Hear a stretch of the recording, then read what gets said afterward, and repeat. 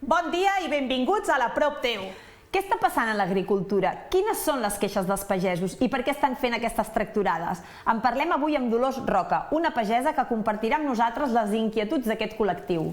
També parlarem de cinema amb el nostre col·laborador David Valero de Cine Certificado i seguidament aprendrem a fer servir les xarxes socials per aconseguir ventes i clients. Després tindrem la secció més freix del programa, perquè avui s'estrena amb nosaltres Hugo Hippo, nou col·laborador, amb qui repassarem els millors moments d'aquesta última edició d'Operació Triunfo i també ens farà un petit spoiler del nou Supervivientes. Per acabar actuarà la Melanie K, que ens ve a presentar el seu nou single. Us quedeu amb nosaltres? Volem estar a prop teu!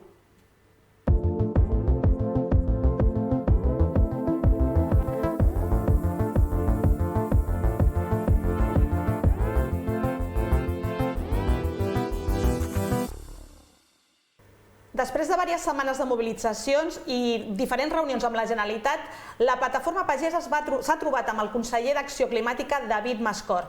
Entre d'altres, la Generalitat s'ha compromès a reformular el Pla Especial de Sequera i establir ajuts de fins al 80% per les pèrdues causades per les restriccions d'aigua. Per conèixer de primera mà aquesta problemàtica i en quin punt estan les negociacions, està amb nosaltres Dolors Roca, que ens ve donar el seu punt de vista com a pagesa. Bon dia, Dolors. Hola, bon dia. Moltes gràcies per estar aquí. A vosaltres. I per situar-nos una miqueta, què està passant? Quin és el principal problema que ens trobem? Suposo que és un cúmul de coses. Al final la gent ha explotat. Suposo que també al veure Europa que estaven reivindicant el mateix i s'atrevien, aquí donava la sensació que estàvem una mica a veure què passava a Europa, però al final és el mateix a tot arreu, no? Excés de burocràcies, la famosa Agenda 2030, la competència deslleial, i és un cúmul, no? I al final la gent s'ha cansat i hem sortit al carrer. Desgranem una miqueta. Lo de l'agenda, clar, estem parlant que el món del camp, dels cultius, la gent, clar, no està preparada totalment a nivell digital per poder portar agendes que són molt complicades, no?, per lo que hem vist. Tothom més o menys es porta els seus números, la seva comptabilitat. El problema és que ara et volen imposar un quadern, el KIE, el famós KIE, un quadern d'explotació digital, que ho has d'introduir tot el moment, o tens com a molt un mes per introduir les dades i no et pots equivocar ni res. A vegades, ostres, això m'he equivocat, o no ho vaig fer exactament en aquests camps, ho he fet uns altres. I la sensació que dona molt aquí a Catalunya, sobretot, és que som com el conillet d'Índies, no? Que ens fan servir de prova per Espanya i per Europa. Es veu que obligatori aquest quadern, em sembla, només era a Dinamarca i l'any que ve entrava aquí a Catalunya ja obligatori. Clar, la gent, la mitjana d'edat, com sabeu, és supergran. Només a Catalunya? A Catalunya un tant per cent molt alt, per no dir el 60%, té més de 60 anys, 60 o 70%. Però no entraria al resta d'Espanya? Sí, però aquí, com que sempre anem més avançats, no sé per què, de la resta d'Espanya, doncs aquí és com, vinga, provem-ho a Catalunya, si va bé, doncs ja ho fem a la resta d'Espanya.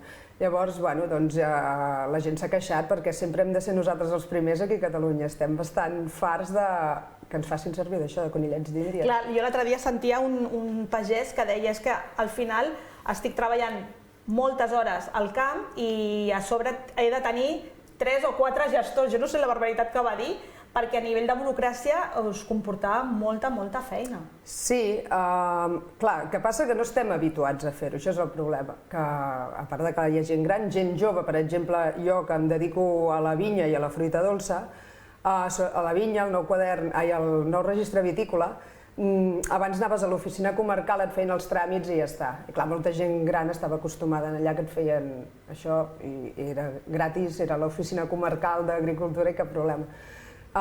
Des de fa un any i pico, més o menys, doncs ara és obligatori fer-ho a través d'aquesta plataforma, que no hi ha problema si no t'encalles amb res, perquè sempre hi ha petites coses que no te n'en surts, no et deixa avançar.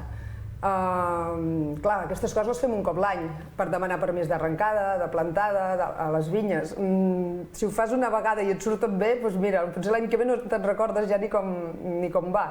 Llavors hi ha molta gent que es troba que els és molt difícil. Llavors s'han d'anar a una empresa col·laboradora i allà pagant, evidentment, els hi fan el tràmit. Perquè des de l'administració no us donen cap suport, formacions per poder fer això? S'havia fet, jo em vaig apuntar a una formació, però clar, fas la formació molt bé, però un cop t'hi trobes tu a dins hi ha coses que, i a més, per mi no és gaire intuïtiu.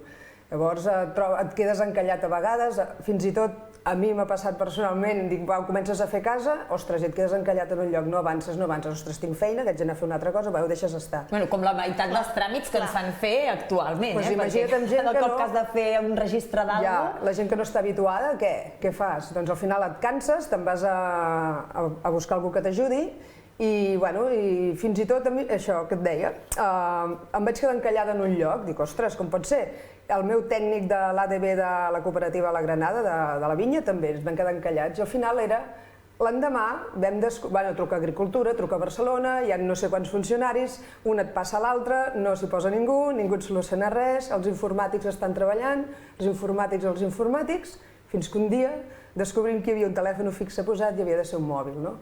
Doncs coses d'aquestes, n'hi ha bastantes, i al final et canses de tot això. I quan parlem de productes, has parlat de competència deslleial, clar, tu ofereixes productes a proximitat. Sí, jo sí. Clar, la qualitat que tu ofereixes davant del que ve de fora, dels productes que venen de fora, no té res a veure.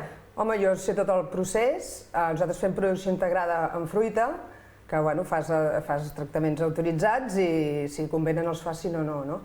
Llavors sempre tenim un tècnic que ens assessora i ens controla tot, també, a part del que tu ja saps que has de fer. Doncs si nosaltres has de plantar fins a vendre-ho al mercat, no? Anem a diferents mercats de Catalunya, entre ells a Sabadell, Sant Cugat, per aquí... Sí, que et podem trobar aquí a Sabadell, Aquí a Sabadell, al Mercat Central, ja de pas, si em voleu venir a veure, però clar, només és temporada. Hem de reivindicar els productes a proximitat, o sigui que està bé, està bé. Sí, temporada d'estiu, Jo a l'hivern tenim vinya, estem tot l'any treballant a la vinya perquè és molt estacional, llavors a l'estiu, ara a la primavera, doncs començarem ja a plantar al mes d'abril, ja comencem a plantar melons, síndries, els presseguers que ja els tenim de sempre, i plantem, collim, venem i a l'octubre o així acabem i ja està, i després el resta de l'any ens dediquem més a la vinya. Clar, llavors aquesta reivindicació que feu en contra dels productes que venen de fora és perquè, clar, no passen els controls que passeu vosaltres, no tenen els pesticides, el control sanitari no és el mateix, no? Clar, és que aquí en tenim autoritzats uns que, els que tenim ara fa 20 anys, o sigui, s'ha reduït un 70 o un 80% els pesticides que hi havia fa només 20 anys amb ara. Estan molt controlats i molt pocs, i cada any van saltant del registre molts. El que passa que hi ha altres països tercers de fora de la Comunitat Europea que et venen amb els seus productes fitosanitaris autoritzats al seu país, però quan entra aquí ningú ho controla. Llavors allà hi ha pesticides... Això s'hauria de regular d'alguna manera, perquè si per fer-ho aquí i vendre-ho aquí hi ha unes normatives, els que venen de fora... Sí, venen perquè hi ha coses que aquí no hi són i si la gent en vol, doncs entenc que puguin venir, però que passin els mateixos controls que els d'aquí, no? I es parla de cobrar arancels, també.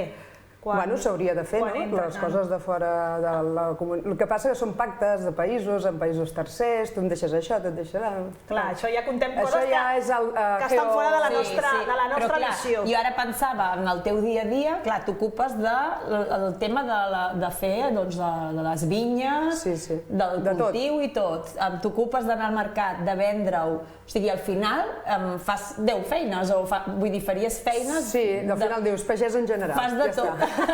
Sí, perquè has de portar una comptabilitat, més o menys, les factures, tot, has de tenir-ho tot bastant controlat, si no ja t'esperen. T'has d'ocupar de la comptabilitat, del tema... Organització del camp, els treballadors, que tu cap aquí, tu cap allà, i controlar totes les feines, i cada dia tots els treballadors el que fan... Sou molts, vosaltres?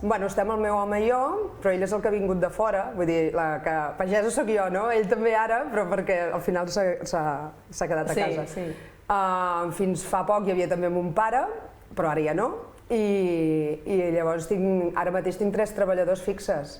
Llavors a l'estiu... Vull dir que ets empresària també al final. Sí, pagesa, empresària, viticultora... Això t'anava a dir, m'encanta aquesta visió de dona empoderada. I li hem preguntat, què ets? Pagesa. M'encanta aquesta dona de camp que reivindica el que no només han de ser els homes, que sí? Que sembla que el món del camp sigui només... Bueno, de fet, encara continua sent un tant per cent molt alt els homes, tot i que cada vegada n'hi ha més. Per exemple, l'Associació de Dones del Món Rural, doncs fa pocs anys que es va crear, jo en formo part també, i és de dones agricultores i ramaderes de tot Catalunya, i n'hi ha moltes i molt potents i unes noies que al·lucinaríeu. Sí, no? Gran potencial. Doncs sí. No ho dubto. Quan parles d'associacions, esteu molt units els pagesos entre vosaltres? Doncs crec que no gaire. No? Ara m'ha sorprès, O sigui, les dones... Esperava que em diguessis un sí rotund.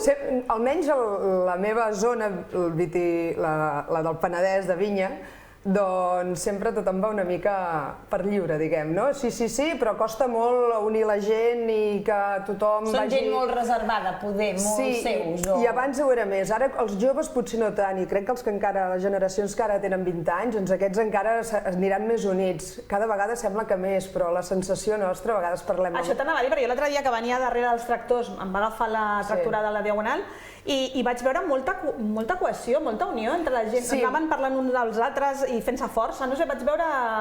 Sí, perquè va sorgir aquest moviment una mica així espontani i sense apoyat en principi. Mira, per situar els espectadors, què seria totes aquestes tractorades? Quines són les reivindicacions? Bueno, la burocràcia, el que hem dit abans. Ve a ser una mica això, que des d'Europa ens volen imposar unes coses que sobre un paper, i tot ho llegeixes, tot és perfecte, però llavors venen les interpretacions. Llavors això ja és més d'això, més difícil de... Perquè n'hi ha diverses de previstes, no?, de tractorades. Bueno, ara ha començat tot això, crec.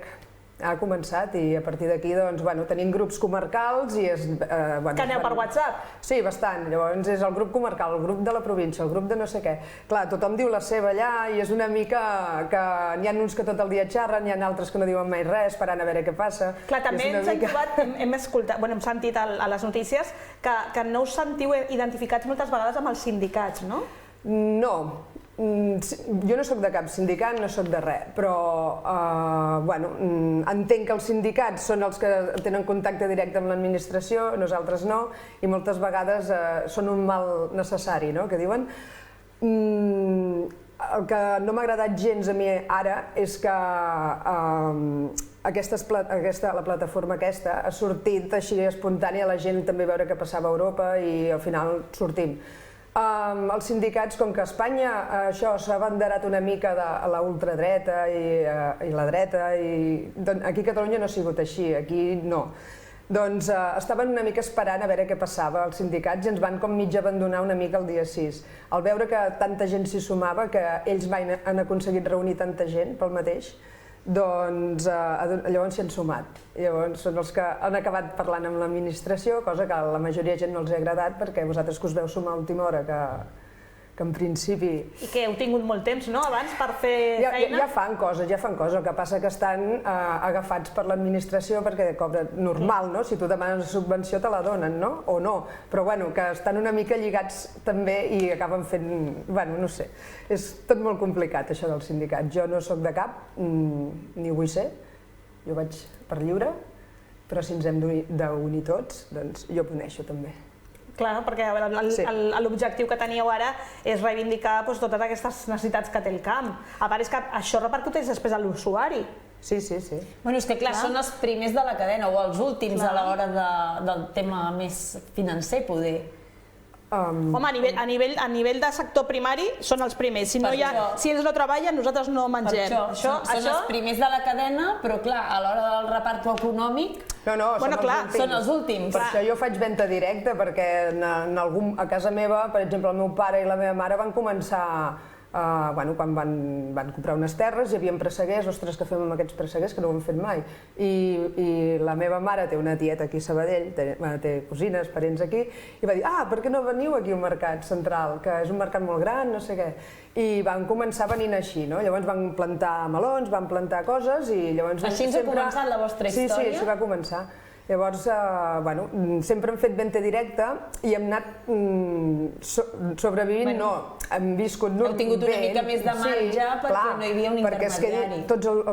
Tot s'ho quedi l'intermediari, dius, per això ja m'ho quedo jo, no? Ho faig jo tot el meu procés. Però clar, tens més feina. Tens més feina, clar, tens tot el... Anar al Mercabarna és agafar la teva collita, la portes al Mercabarna i ja cobraràs, no? Si et paguen a 70 cèntims, doncs mira, està bé, no? Però llavors si vols anar a un mercat necessites personal, necessites el vehicle, necessites els permisos, les taxes dels mercats, llavors clar, tot això suma, llavors ho pots vendre a un preu més o menys semblant al del súper, però clar, a part que tens uns altres gastos pots incrementar una mica més el marge. Però pots jugar tu amb els costos, no? Sí, clar, tu saps la teva producció cada any i pots fer més o menys, llavors és... Clar, jo per lo que estàs dient em dóna la sensació de que també us heu de reinventar una miqueta, no? Sí. Bueno, com tots els negocis, al final... Sí, el Penedès el que passa, clar, jo parlo més del Penedès que és el que conec, no? Abans totes les cases no era un monocultiu com és ara la vinya, per exemple, que tenien vinya, tenien cereal, tothom tenia presseguers també, la zona aquesta del préssec d'Ordal, la Granada, o sigui, Avinyonets, Subirats, tots aquests pobles del voltant, tothom tenia presseguers, molta gent anava al mercat, també tenien, que ens han anat acomodant, n'hi ha molts que diuen professionalitzant amb la vinya, però sí, professionalitzant i acomodant a la vinya, perquè és molt estacional i són feines de, tot l'any. En canvi, fer tot l'altre, jo la feina grossa meva és ara, a l'estiu. Ara començarà, d'aquí poc, a començar a plantar i després fins al final a vendre. Clar, l'altre és molt tranquil i ara tornar a reinventar-se hi ha molta gent que no... I després una pregunta, les noves generacions els hi agrada això de treballar... Jo estava pensant, li anava a preguntar, els teus fills continuaran? No ho sé, tenen 12 anys. No, perquè moltes vegades, clar, hi ha oficis que poder són més d'anar seguint, però n'hi ha que potser és més difícil per tots aquests impediments que estem parlant, que potser no són tan atractius per tota la feinada que hi ha i... Home, al final, si et guanyes bé la vida amb qualsevol cosa, és atractiva ja de poder continuar. El problema és que últimament a l'agricultura no ha sigut tan així, és treballar molt, al final per res. Hi ha molta gent que ha de vendre les coses al preu de cost o menys, perquè no tenen cap canal on vendre-ho. Depenen del distribuïdor, és igual que sigui català, que sigui d'Espanya, que sigui de jo que sé on.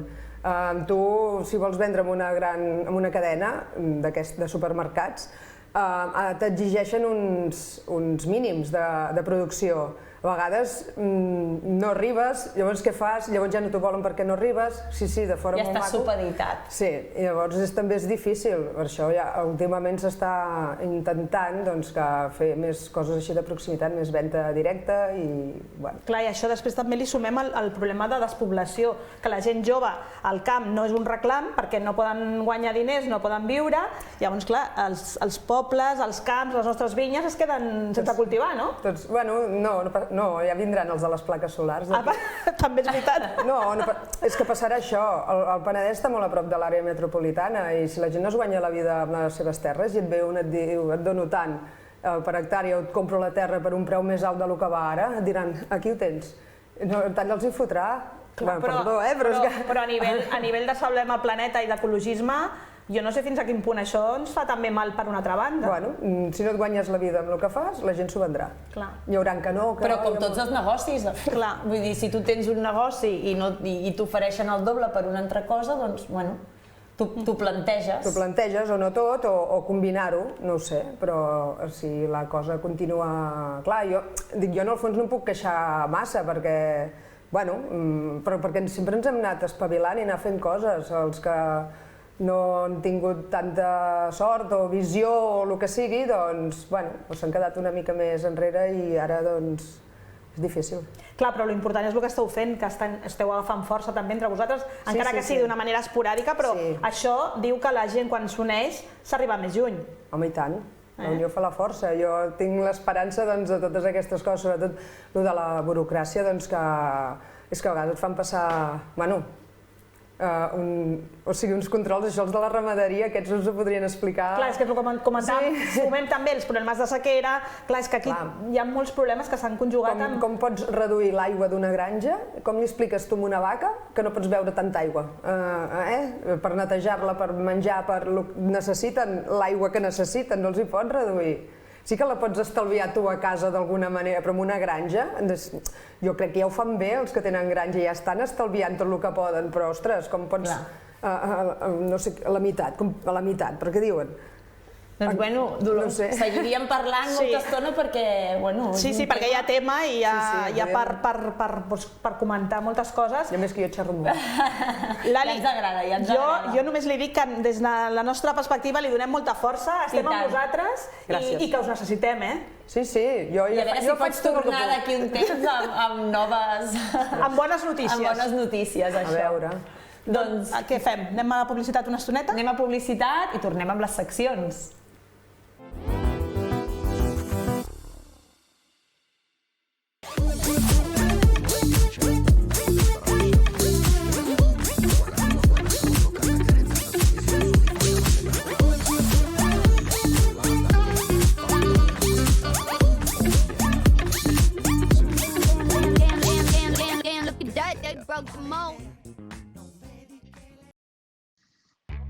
T'agradaria reformar casa teva?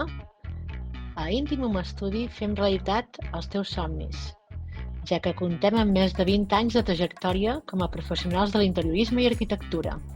Som especialistes en reformes d'interiors i exteriors, contract i habitatge, i també amb cuines i banys i decoració per la llar. Visita la nostra botiga situada al carrer Sant Faust 2 d'Igualada i trobaràs una gran diversitat de mobiliari, il·luminació, decoració i complements per a la llar. T'esperem! We are Deco Lovers.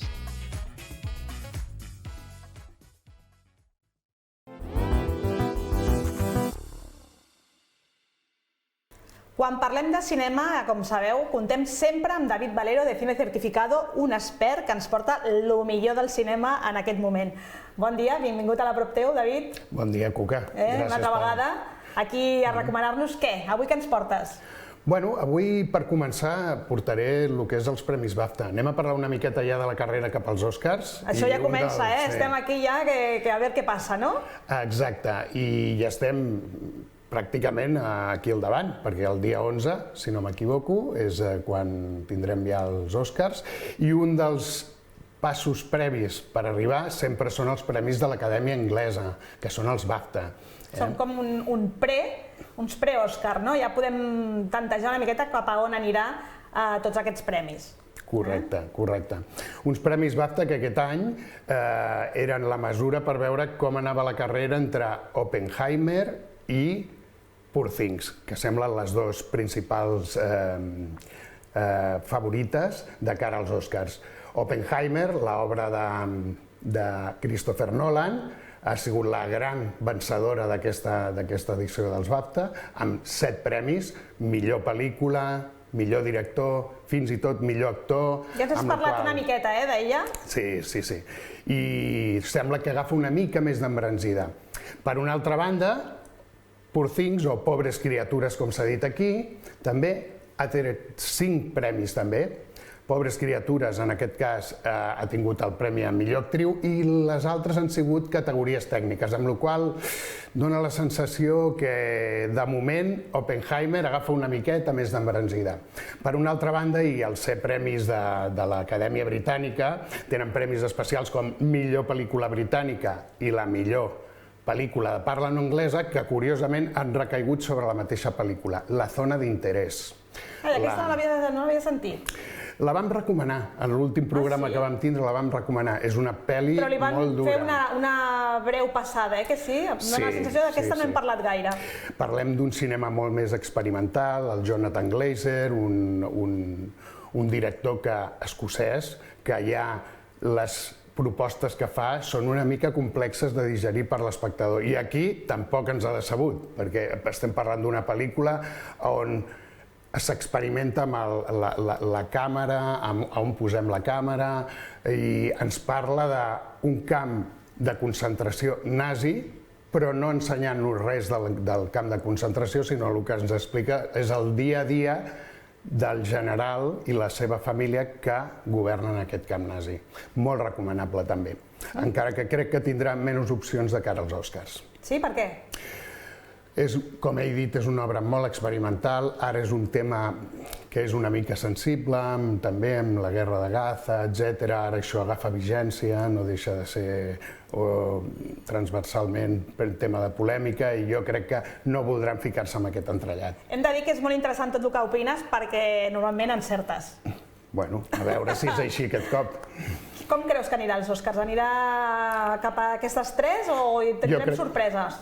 Podria ser que hi hagués alguna petita sorpresa, però jo crec que la principal competició anirà entre Oppenheimer i Pobres criatures, sí. Segurament anirem cap aquí. Perfecte. I si parlem de recomanacions a nivell més casolà, més el que volem veure aquest cap de setmana amb la manteta i el sofà? Bueno, jo us recomanaria que de cara als Oscars, ja que veiem les pel·lícules que tenen més opcions, hi ha altres que són boníssimes opcions i que ara mateix no tenim en ment, potser, no? Com per exemple The Holdovers, Los que se quedan, una pel·lícula molt maca on podem dir que les interpretacions són espectaculars. Una pel·lícula molt més clàssica, americana, és una dramèdia que podríem dir, més tirant a comèdia que drama, que explica la soledat i com la gent de vegades fem famílies amb gent que no ens ho haguéssim dit mai, no? Quan ens trobem en situacions més... Les famílies que volem, no? Més solitàries, sí, exacte. Que trobem pel camí. Que trobem pel camí. Després recomanaria també Robot Dreams, perquè no s'estan al cinema a veure aquesta pel·lícula fantàstica del Pablo Berger. Reivindiquem anar al cinema, superimportant perquè es mantinguin les sales, també. Totalment. I nominada pels Oscars, a més, que a nivell d'animació ho té complicat, però ja és un gran què que una pel·lícula d'animació espanyola estigui nominada pels Oscars. Tota la sort pel Pablo Berger, evidentment. Li enviem, molta força. I per últim, recomanaria una altra pel·lícula, és un canvi total de direcció, ara el que recomano, que és Perfect Days. Perfect Days, que és la nominada per Japó pels Premis Oscars a Mejor Pel·lícula de parla no anglesa, no? Però que està dirigida per un conegut de molts, que és el Wim Wenders, conegut per El cielo sobre Berlín, París, Texas... Ell ens parla com si fossin de la família. Has de comptar que molts de nosaltres no sabem molt de cinema. Només veiem les pel·lícules i diem si ens agrada o no ens agrada. Imagina't el límit.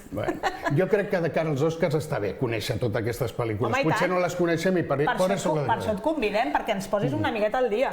Perfecte.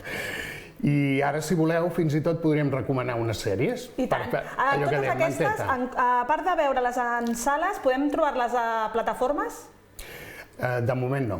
Les pel·lícules que hem dit fins ara, de moment no estan a plataforma, de moment estan en cinema, i al cinema, recordeu que aquí sempre recomanem veure'l al cinema. I tant, i tant. Això és imprescindible, que es mantinguin i que és una manera de mantindre viu també el cinema de tota la vida, no? Totalment. I que no es vagin tancant sales, que també és una pena i és pèrdua de llocs de treball per molta gent que porta molts anys a la indústria. I aquell romanticisme que té el cinema.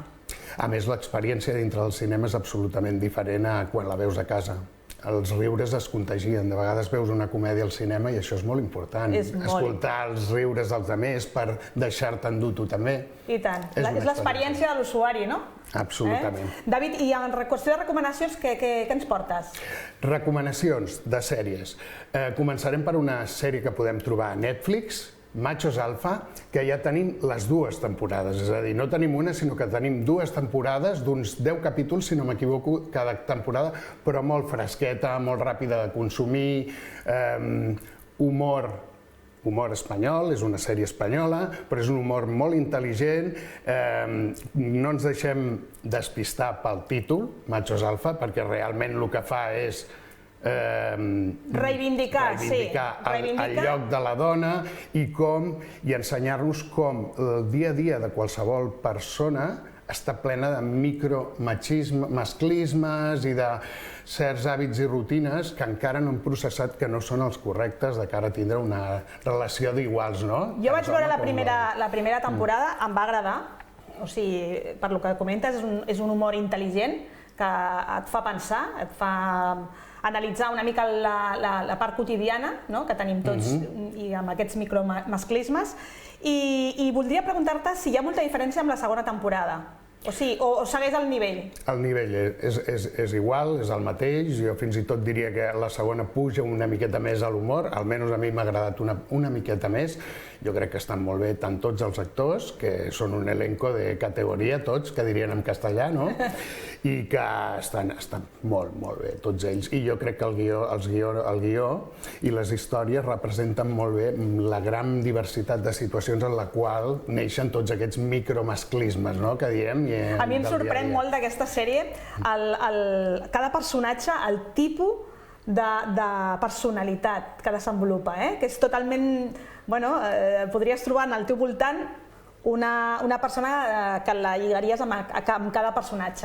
No sé si a tu t'ha passat, Sí, total i absolutament. Un dels seus protagonistes és el macho alfa, dit amb totes les de la llei, orgullós de ser-ho i sent masclista amb la seva parella al dia a dia, passant per altres que pensen que no ho són, però que van descobrint que fins i tot amb les coses més petites ho continuen sent. Anem per més recomanacions, que després ens quedem que no ens dius tot el que portes. Doncs ara us recomanaré una que tenim a Filmin, fem un canvi de direcció absolut. Es tracta d'una sèrie francesa que es diu Sangre y Dinero, una sèrie espectacular basada en un fet real que va ser l'escàndol de les emissions de carbó a França fa més de 10 anys, fa uns 15 anys, i que aquest cas encara està obert. Lo interessant no és només el cas, sinó és com et va representant tots els personatges que poden ser tant del govern com de la calaña más baja, i tots estan connectats per aquesta corrupció, no? Interessant. Molt ben explicada i tot el que explica molt interessant, perquè és d'actualitat, és de vigència. Què ho dius, per la corrupció? Per la corrupció i perquè tot està connectat. Què més? Quines cosetes més portes? Per últim, porto una altra sèrie, un altre cop humor espanyol, en aquest cas la podeu trobar a Movistar Plus, i que és Poquita Fe. Ja ha estat premiada. Aquesta sèrie ha estat premiada fins i tot en els últims mesos, i jo vull o m'agradaria que els nostres espectadors poguessin gaudir-la, perquè no sé si està arribant a tot allà on hauria d'arribar, no? Poquita Fe és un humor molt més, diríem, absurd, no? El protagonista és el Raúl Cimas. Clar, això et fa... Aquest humor absurd a vegades ens fa desconnectar totalment de la realitat, i llavors és aquesta desconnexió que busquem a vegades amb aquest tipus de sèries, no? Total i absolutament. A més, lo interessant d'aquesta sèrie Poquita Fe és que et fa desconnectar, però a més et connecta amb coses que et passen. És a dir, és un humor absurd que dius: caram, que absurd és això, però després recordes i dius, això m'ha passat a mi algun cop. O sigui, em pot fer passar vergüenza ajena, que diuen, La realitat supera sempre la ficció, Absolut, total i absolutament. David, tot això a plataformes. Les sèries sí que és molt més fàcil de trobar que el que són les pel·lícules, no? A vegades les pel·lícules hem d'esperar l'estrena, hem d'esperar que surti a sales, hem de mirar el temps, i en canvi les sèries, això, és més pràctic de consumir, no? Molt més fàcil, ràpid i, com dèiem, no? Només hem de posar Netflix, si el tenim, només hem de posar una plataforma i quan nosotros queremos, video on demand, que diuen, i aquí ho tenim. I sofà i manta. Exacte. I dóna-li el play. Escolta'm, David, sé que ens portes alguna novetat en qüestió de cinema, perquè, clar, tu ho saps tot al voltant del cinema, o quasi tot, no? Què ens portes, així, aquesta novetat que m'has comentat, que volíem transmetre als espectadors? Doncs, el que us volia portar avui és una experiència immersiva basada en el cinema mut. Us vull parlar de Visual Phonic. Visual Phonic és un conglomerat de cineastes, DJs, i artistes visuals que s'han ajuntat des de ja fa força temps, des de fa 7 anys, per passar pel·lícules mudes musicades amb música electrònica. Què és el que passa? Que ara han anat un pas més enllà i han anat a buscar l'experiència immersiva. Ara podrem veure, estem veient imatges del que és el teaser, que el teniu en primícia, perquè avui el fem públic. Ah, exclusiva! Això és el teaser invitació de cara a l'event que es farà el proper 29 de febrer a la mítica sala La Nau de Poblenou. Portes obertes per tothom? Portes obertes a partir de les 9. Ja us passarem també uns links perquè la gent es pugui apuntar i baixar les invitacions, però en principi és portes obertes per tothom. Perquè això és una experiència única, no? És única, no només perquè sigui immersiva, que avui en dia ja sabem que les experiències immersives estan molt de moda i hi ha molta oferta, sinó que a part és sensorial. Sensorial per què? Perquè el que es fa aquí és tindre dintre d'una càpsula, l'anomenem càpsula, però és una sala tancada, gent on veurà 360, amb unes semipantalles 360, el passi de Metròpolis, en aquest cas serà la famosa pel·lícula de Fritz Lang, Metròpolis, però és una reinterpretació. Llavors, és una reinterpretació d'1 hora i 5. Els espectadors podran veure aquest passi amb un sistema de so absolutament novedós, 360 també, i a més se'ls transmetrà els greus i els aguts amb unes tarimes especials que es col·loquen que transmeten el so per vibració, no directament per baffle clàssic, diríem. O sigui, treballarem els 5 sentits, amb visual fònic, arribarem a veure el Charlie Chaplin amb una mica de techno, Bueno, això ja s'ha fet, de kit i tot fins i tot, però ho ha fet visual fònic, però en aquest cas vamos a ver Metròpolis, una obra que jo crec que és perfecta per a aquesta primera experiència i que recomano a tothom molt que pugui anar al 29 per parlar-ho en primera persona, perquè això serà una premiera absoluta. Una experiència immersiva sensorial. Doncs, David, amb aquesta recomanació, superrecomanació i exclusiva aquí a la prop teu, ens quedem, marxem un minutet a publicitat i tornem.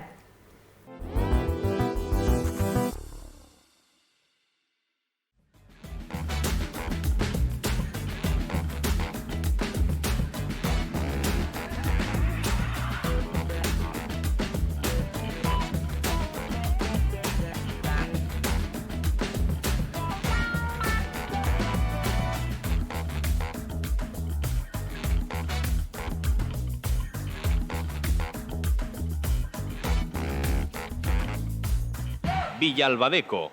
No te lo imagines. Refórmalo.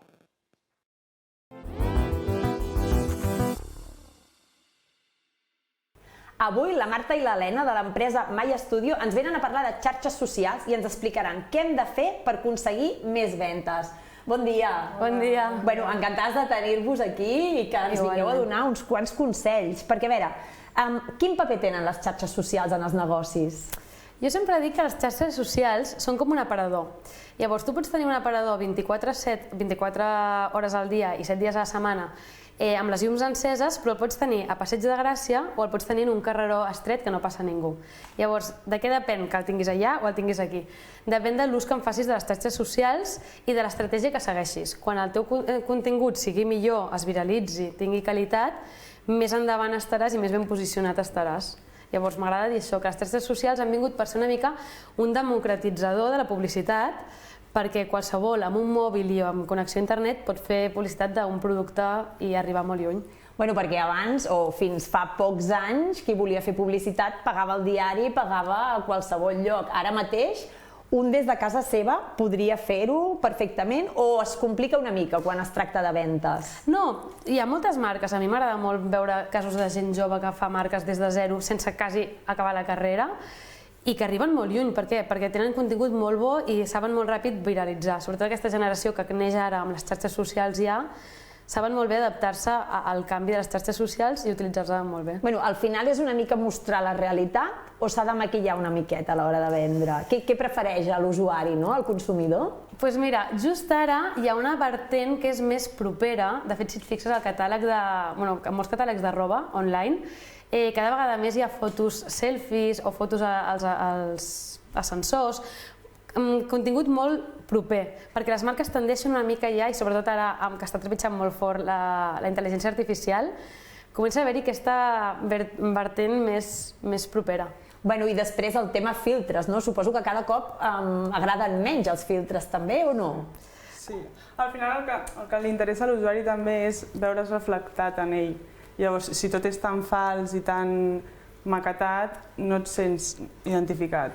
Perquè, Helena, també hi ha una part negativa, no?, de tot això de les xarxes socials i dels continguts. Sí, ara s'està parlant molt que hi ha una part negativa i és veritat que sí que hi ha ciberbullying, molta addicció, sobretot en els joves, però al final crec que és important tenir una bona educació i ser molt crítics. Al final les xarxes socials, com diem sempre, no és la vida real i al igual que tenen tant de poder per afectar negativament, també tenen molt de poder per afectar de manera positiva, que és el que ens agrada a nosaltres, que com a agència, als nostres clients ens agrada aportar un valor a través de les xarxes socials perquè els usuaris no només ens segueixin per ser consumidors o acabar comprant el producte, sinó perquè som una mica una influència per ells i perquè els agrada el contingut que creem, que té més valor. Bueno, clar, i també fins ara tot el tema aquest, la part negativa, també existia, el que passa que poder era més al carrer o era més en el dia a dia, no? Ara ho tenim tots molt fàcil per dir a algú emmascarats en un perfil o darrere d'un mòbil. Exacte, és això també. Al final darrere del mòbil tothom s'atreveix a dir tot. Clar, també hi ha molts hackers, no? Just. Això, com ho porten la gent així, els influencers o les marques? El tema hackers, què? Bueno, s'ha d'anar molt de cuidado perquè a més els hackers van evolucionant molt ràpid. Just jo ahir vaig rebre un WhatsApp de «Mamà, me he quedado sin móvil, mándame dinero tal». I vaig pensar, uau, que fort, que realment jo perquè no soc mare, però és que és molt fàcil caure en coses d'aquestes. Llavors, t'has d'anar actualitzant i saber molt com buscar que estigui verificat la informació d'on et surt. I respecte al que dèiem abans de les comparacions, sí, sempre hi ha hagut el veí del quart que vesteix tal marca o que té el cotxe més gran o més petit, però és veritat que se'ns ha obert un ventall tan gran, amb tants de perfils, que sí que les generacions que venen han de ser molt més crítics dels que eren les generacions anteriors, perquè ara veuen tot el rato... Falta molta educació, no?, també en aquest sentit, perquè clar, la gent no està preparada, o els joves, ara mateix, ha arribat un moment, jo tinc fills, un adolescent, no? Clar, ells ara mateix obren el mòbil i tenen a l'abast tot, però no tenen les eines, potser per saber filtrar quina és la bona informació, quina és la dolenta, quina t'estan enganyant, perquè es pensen que el que diuen a TikTok és veritat. Jo puc fer un vídeo inventant-me alguna cosa, saps? Com s'ha de fer per educar amb tot això? S'ha d'ensenyar a ser la gent molt crític, amb tot, amb les notícies que rebem, amb el que veiem als dispositius. S'ha d'ensenyar a ser crític. I llavors també hi ha una vertent que també m'agrada molt, que és el FOMO. Es parla molt del FOMO, que és el Fear of Missing Out, la por de perdre's alguna cosa, i això les xarxes socials ens ho estan generant moltíssim. Perquè jo puc dir que no a un plan perquè estic cansada i després veure-ho i que em faci una mica d'enveja no estar allà. I potser en el plan no s'ho estan passant tan bé, però just han gravat aquell moment. Sí, perquè no tot és tan maco, no tot és tan bonic. Hi ha poca gent que surti explicant lo dolent, no?, que li passa. Sí, però cada vegada més, és el que deia ella, les influencers sobretot i totes les marques, al final també creen contingut i es graven la part que estan plorant, també perquè genera més morbo, no? Poder per l'espectador, pel que ho està mirant, si veus una plorant, poder et quedes més a mirar per què, no? Per què plora, què li ha passat. No és tan feliç com sembla. Sí, totalment. Sí, jo les marques, perquè ho entenguin bé, els dic que les xarxes socials són una sèrie de televisió. Llavors, com més l'audiència estigui enganxada al teu dia a dia, conegui l'equip, vegi els processos, etc., més estaran enamorats de la teva marca i et consumiran, parlaran de tu. Llavors, com més els hi donguis, controlant molt el que vols mostrar i el que no, però com més ensenyis i més et facis partícips de tot, millor, sempre. Clar, llavors al final és com crear una minissèrie, no? Una trama, no? Exacte, un storytelling, que es diu. Clar, però sense explicar el que no vols explicar, perquè clar, la vida personal potser no la vols tocar, no? I és com... On està el límit, no? Sí, el límit el poses tu, realment. Tu pots vendre la cara que vols. Jo fins fa poquet, a Instagram tenia una frase que posava Instagram is not real life, is just a part of it. I és tal qual. Instagram és la part que tu vols ensenyar de la teva vida. Bueno, jo ara diré alguna cosa personal, no? Però jo, per exemple, jo tinc 3 fills i en el meu Instagram i en el meu perfil mai han sortit els meus 3 fills. I molta gent es pot pensar que la meva vida només és la part laboral que ensenyo, no? I darrere també tinc una vida de mare, una feina que no es veu, no? I això jo suposo que deu passar en el que deies, no? Que es mostra una mica el que... Es maquilla la realitat. I el futur cap on tendeix? Doncs mira, hi ha 2 línies. N'hi ha una molt clara que és la intel·ligència artificial, que ara comencen a haver-hi influencers fets amb intel·ligència artificial. Després a nosaltres ens funciona molt bé a nivell d'eines, ens va molt bé analitzar el que està passant amb la intel·ligència artificial, ens permet creuar moltes dates molt ràpid. Això per un costat. I per altre costat hi ha una línia de la que hem parlat ja abans, que és que hi ha cada cop més una tendència molt humana. I això a nosaltres ens encanta, perquè quan més humà ets i més pots explicar un procés i les teves pors com a empresa, si dissenyem aquest producte o no el dissenyem, fas votar la gent, opines, els escoltes, perquè realment el teu client és el que, si t'aporta una informació de valor i l'agafes, després et funcionarà molt bé. Llavors, això hi ha aquestes 2 vertents. Per un costat hi ha molta intel·ligència artificial que fa una mica de por a vegades. Sí, no? Aquí vam fer una tertúlia d'intel·ligència artificial i vam aprendre moltes coses perquè realment el que ens espera, no? Sí, totalment. I vosaltres ho feu servir ja. Sí, és una molt bona eina. I pregunteu coses com què? Doncs molts cops fem què els hi pot interessar a un client del sector tal. Llavors et surten, saps? Clar, i a partir d'aquí ja creeu el contingut. Exacte. I ja el barregeu amb la part humana que dèiem, que no pot faltar mai la part humana, no? Sí, i llavors la part humana és la que realment fa que tu triïs una marca o no l'altra. Per què? Perquè tu vas a una cafeteria i no la del costat. Molts cops és perquè coneixes el de la cafeteria, la seva família, i llavors t'agrada com a aportar en el seu projecte. Doncs el mateix passa amb les marques. Quan tu saps el projecte que hi ha darrere, molts cops és com que t'agrada més consumir i et poses la samarreta d'aquella marca i la defenses i parles de la marca de tothom. Et fas de l'equip, no? Com quan ets d'un equip de futbol, que t'hi sents identificat, no? Crees una comunitat, al final, que és el que ens interessa també als usuaris, doncs sentir-nos partíceps d'alguna cosa, d'un grup. Llavors així també crees aquesta comunitat. Sí. I al final creus en la filosofia d'aquella empresa i, la defenses, no? Exacte, t'enamores de la marca. Sí. Superinteressant. Quin consell donaríeu a algú que té una empresa i no sap si fer xarxa? Perquè hi ha molta gent que encara és reticent, no? I no vol xarxes socials, però jo crec... Xarxes és obligatori. És obligatori. Sí. Està a totes? Global. Està a totes o a quina? A veure, segons el sector, però sí, com més xarxes... Sempre dic que millor qualitat que quantitat, però sí, estem en un món global i hem d'arribar a tothom. Ho hem d'intentar aspirar a poder arribar a tothom. Sí, la competència està allà i la competència té xarxes, per tant... S'hi ha d'estar. Encara que no sigui per vendre, sinó per tenir el que deies tu, un aparador. Per mostrar. Quan algú busqui un restaurant, per exemple, quan busques un restaurant sempre entres a l'Instagram a veure les fotos. Jo tot ho miro per Instagram gairebé, quan haig de fer una compra, anar a un lloc a veure, i entres i ho mires, no? I això et dona ja una imatge del lloc i unes referències. Al final són molt importants. I res, moltes gràcies Marta i Helena per estar aquí amb nosaltres, amb aquests consells, i a veure si veniu aviat a portar-nos nous trucs per tal de créixer en xarxes socials i poder vendre més. Gràcies a vosaltres. Gràcies.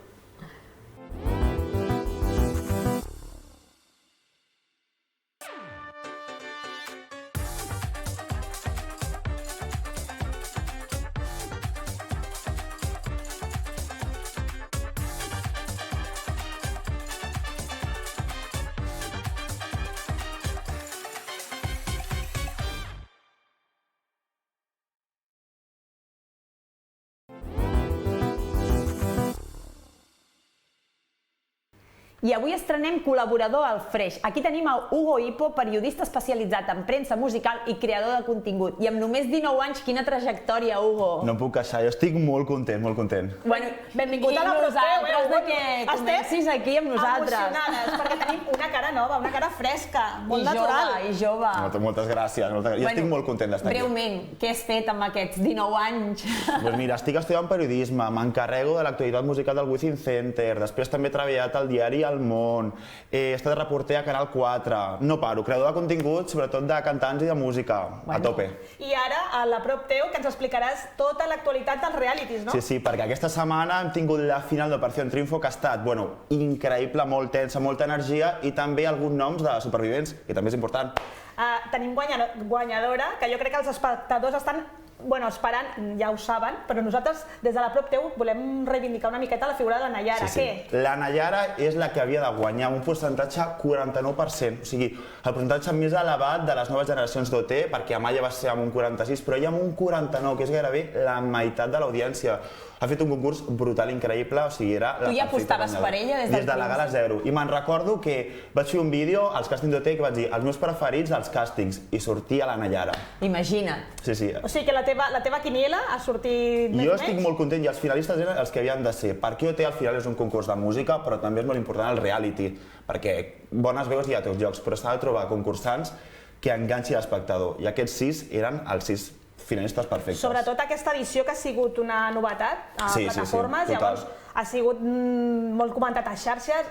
Com ho heu viscut des d'allà dintre? Ha estat molt fort l'impacte, perquè crec que des d'OT 2017 no es vivia de forma tan gran. Però clar, tema audiències no se sap, perquè al ser una plataforma de streaming no és teleobert i per tant no sabem quina audiència ha tingut. No es pot comptabilitzar l'audiència. Clar, o sigui, és com s'ho guarden per ells, però jo crec que ha batut audiències en diferència d'altres edicions. No sé si superarà OT 17 perquè va ser molt fort, però estan més o menys al mateix nivell, la veritat. I a nivell de xarxes, a nivell contingut... Ho ha patat trending topic. A sobre també tenien acord aquest amb TikTok, de penjar vídeos, que TikTok és gairebé la nova xarxa per excel·lència, i ho han patat, però a tots llocs, la veritat. Sí.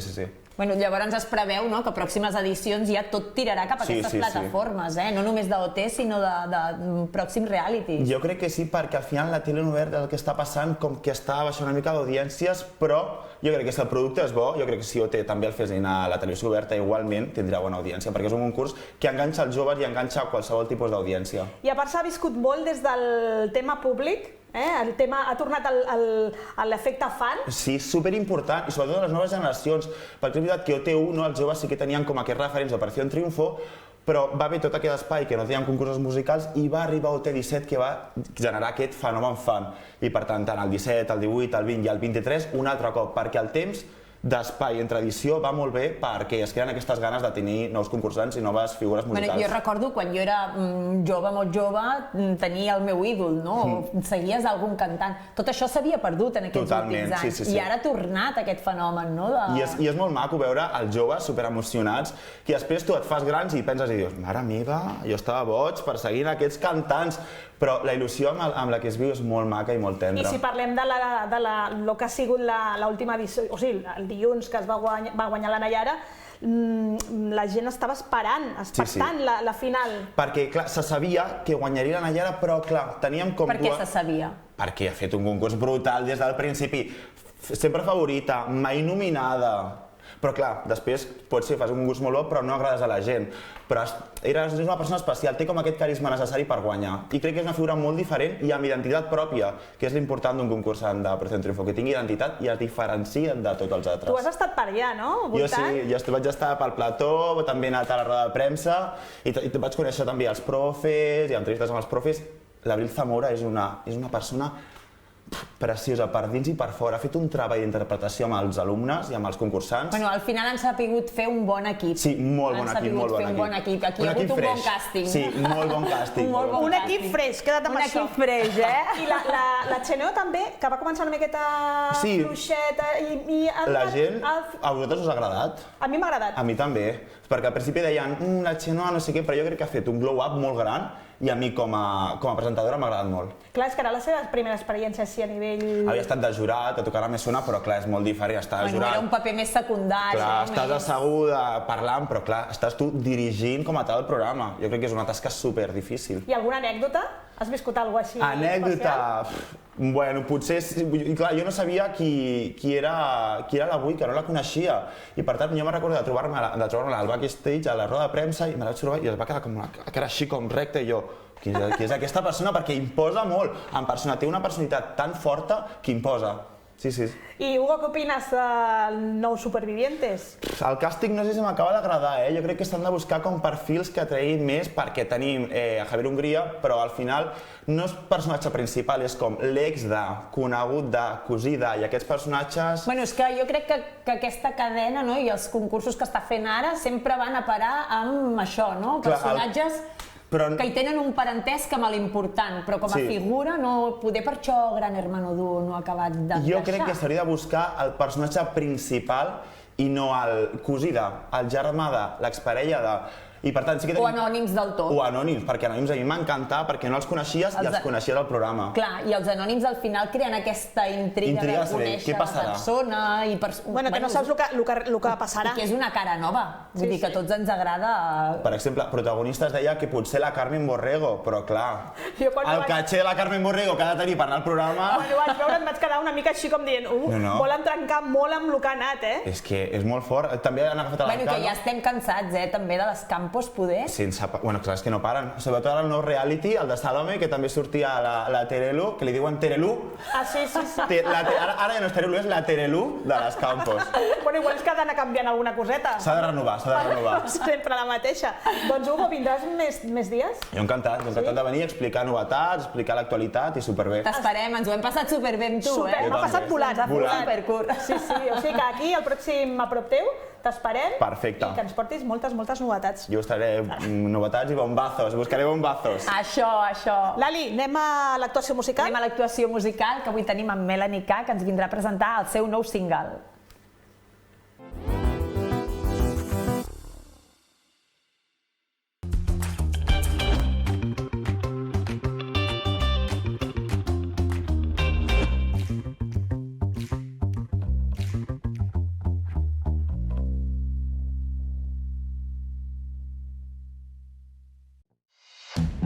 Hidropiscines. Portem 25 anys de compromís i d'experiència professional dins del sector. Disposem de les millors bombes i dels millors recursos per preservar i cuidar les vostres piscines. També som experts en la construcció i rehabilitació d'instal·lacions aquàtiques. Apostem per la innovació, la sostenibilitat i la fiabilitat. La prioritat són els nostres clients. Ens pots trobar a Sant Cugat, Matadepera i Sant Vicenç de Castellet. Hidropiscines.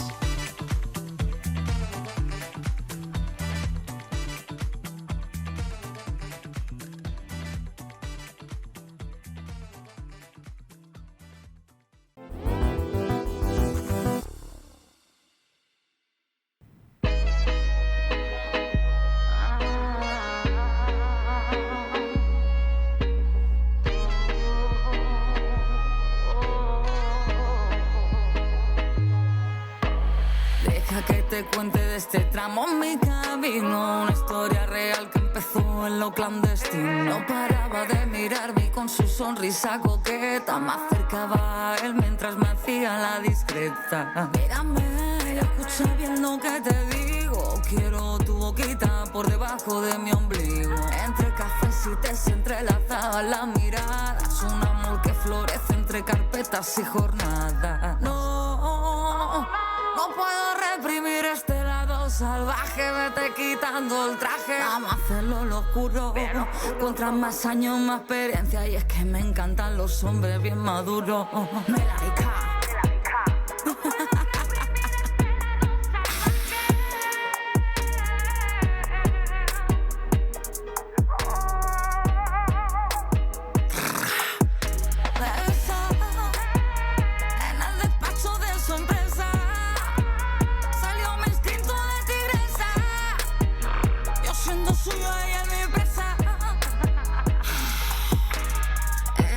El encargo de la venta, te lo juro por Dios, mi amiga, intenta estar atenta, centrándose y explicándome todos los requisitos. Yo solo podía pensar en comérmelo enterito. No sé si era el ambiente, ya estaba toda caliente, no aguantaba las ganas de clavar las uñas y los dientes. El que me conoce bien sabe que no soy nada fina, es más, no lo montamos en todos los lados en la oficina.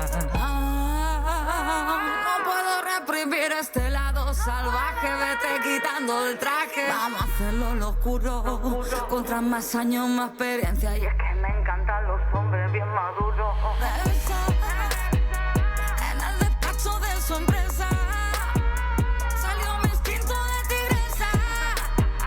Yo siendo suya, ella es mi presa. Debes saber, en el despacho de su empresa salió mi instinto de tigresa. Yo siendo suya, ella es mi presa. Y aquí os dejo un cuento de una loba que no inventa. Siempre con sed de hombres reconozco estar hambrienta. Y es que cariño mío soy feroz y muy voraz. Si no me cuidan me apago como estrella fugaz. Melanie K. Un besito, buen pace.